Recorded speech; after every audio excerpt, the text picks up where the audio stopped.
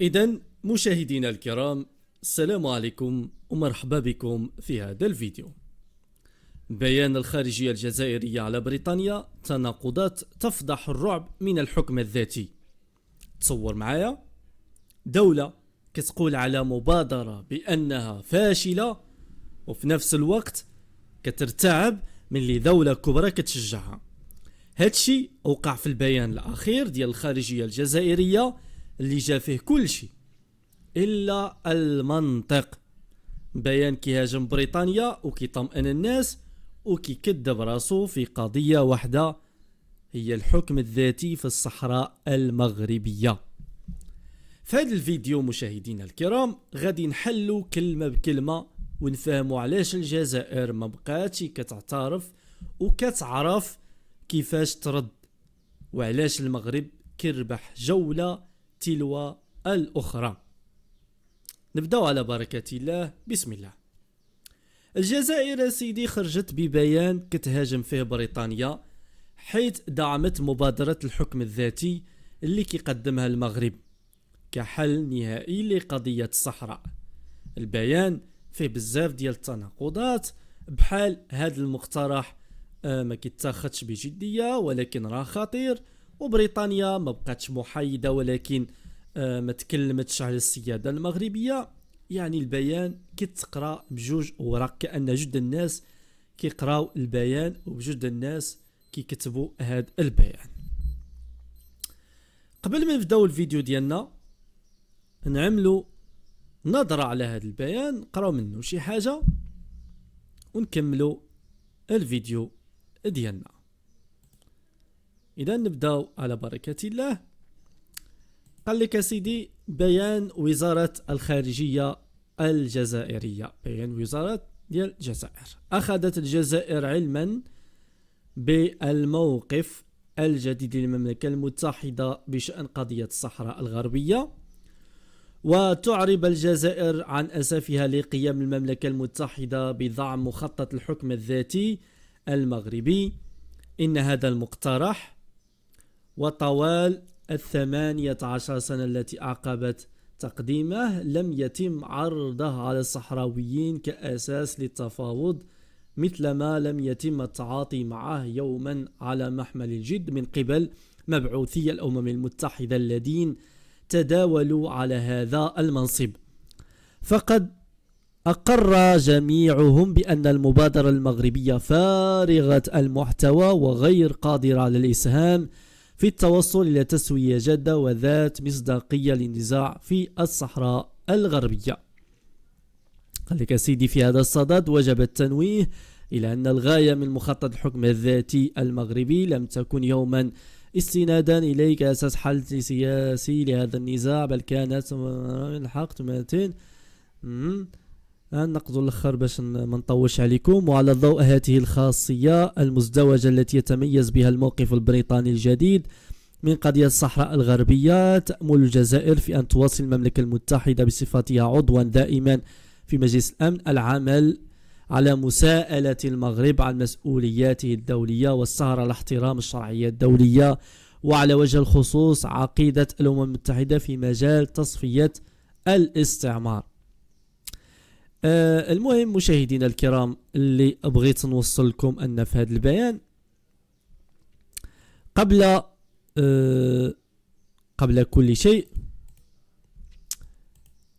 السياق ديال هذا البيان كيجي بعد ما أن المغرب كيحصد اعترافات دولية متتالية بمقترح الحكم الذاتي، حال مثلا من أمريكا، فرنسا، ألمانيا، إسبانيا، والآن بريطانيا، كلهم دعموا المقترح.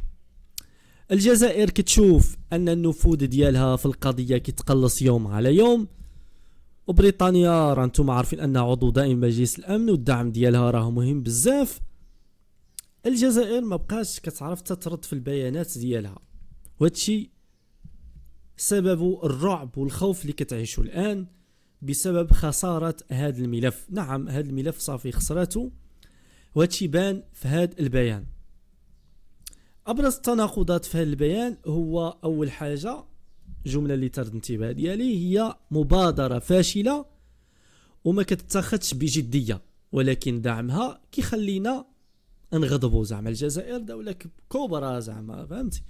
يعني اذا دعمتي مبادرة الحكم الذاتي، دعمتي المملكة المغربية في القضية ديالو، الجزائر غادي تعصب، وهاد الدول غادي يخافوا من الجزائر. هذه اول جمله اللي ثارت الانتباه ديالي. راه الجزائر حتى واحد ما كيهتم الامر ديالكم. انتم كتشوفوا دول عظمى وعندها معكم شراكات، ورغم ذلك كتجي تدعم المملكه المغربيه وكتعترف بمغربيه الصحراء. راه حتى واحد ما كيهمو الامر ديالكم ولا كيخاف منكم. تاني حاجه قال لك في هذا البيان: بريطانيا داعمة للمغرب ولكن ما زال متمسكة بتقرير المصير. كيف ذلك؟ كيف يعقل؟ كيفاش كيتجمعوا جوج مواقف متناقضة في بيان واحد؟ كيف ذلك؟ غشرحوا لي نتوما. هذه هي داعمة للمغرب وما زال متمسكة بتقرير المصير. واش نتوما عايشين في شي عالم اخر ماشي هو هذا؟ واش كتشوفوا شي حاجه اخرى ما كايناش؟ ما عرفت. التناقض الثالث هو قال لك: بريطانيا متواطئه ولكن نتمنى منها تبقى تحترم القانون الدولي.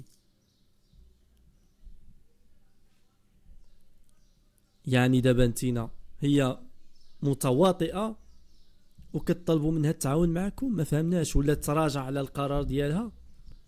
ما فهمناش. يعني شوفوا التناقض في هذا البيان. شوفوا التناقض. واش الجزائر ما بقاتش كتعرف كيفاش تواجه الواقع؟ الجزائر كتحاول دابا دير رواية تناسب جمهورها الداخلي، فهمتوا؟ لكن العالم ما بقاش كياكل هاد الشيء. كل مرة دولة كتدعم الحكم الذاتي كتخرج الجزائر ببيانات كتدل على الارتباك والخوف من العزلة المتزايدة اللي كتعيشها الآن، ومن الفضائح اللي غادي تعرفها مستقبلا بعد الخسارة ديال الأموال والدعم الكبير لهذه القضية الخاسرة لدولة جارة وصديقة مثل المملكة المغربية. نفس الرد خصكم تعرفوا للتوضيح، نفس الرد العنيف جا من الجزائر منين دعمت إسبانيا ثم ألمانيا ثم أمريكا الحكم الذاتي. كل مرة الجزائر كتقول هادشي ما يهمناش، ولكن كتخرج ببيان كيهاجم. يعني راه كيهمهم بزاف. السياسة الجزائرية في الملف ولات ردة فعل فقط، ماشي مبادرة. ماشي مبادرة، هذه قال لك ردة فعل. وهادشي هذا إن دل كيدل على ارتباك وخوف ورعب ديال النظام الجزائري. الجزائر الآن في هذا البيان كتدل على أنها فاقدة البوصلة وما بقاتش كتعرف منين تجيبها. علاش؟ المغرب كيربح بسياسته الهادئة والواقعية من بعد الدعم البريطاني. هذه إشارة أن العالم بدأ يقتنع بالمقترح ديال الحكم الذاتي كحل جدي وواقعي ووحيد لهذا النزاع. في القادم أعتقد أن الجزائر غادي تزيد في الهجمات الإعلامية ديالها. بوليساريو يمكن تبدأ في حملات جديدة ولكن بدون نتيجة أكيد. المغرب ممكن يتحرك لاستثمار موقف بريطانيا دبلوماسيا في مجلس الأمن. أكيد غادي المغرب يستغل هذا الأمر للصالح ديالو. والدعم الدولي غادي تزاد، وربما دول إفريقية وآسيوية تلتحق بالموقف البريطاني في الأيام القادمة. اللي خاصكم تفهموا من هذا البيان هو أن الجزائر ما بقاتش كتحكم في السردية فقط. كل مرة كتقدم المغرب خطوة كتغرق هي في التناقضات ديالها. الحكم الذاتي اليوم ولا حل كيعترف به العالم، وما بقاتش كاينة دار كبيرة اللي تحمل هاد الشعارات الانفصالية ديال الجبهة الوهمية وديال داعمتها الرئيسية الجزائر. المغرب كيربح بالعقل وبالشرعية وبالصبر. احنا غادي ننتظروا التعاليق والآراء ديالكم بخصوص هذا الموضوع. تلاقاو في فيديو جديد، إلى اللقاء.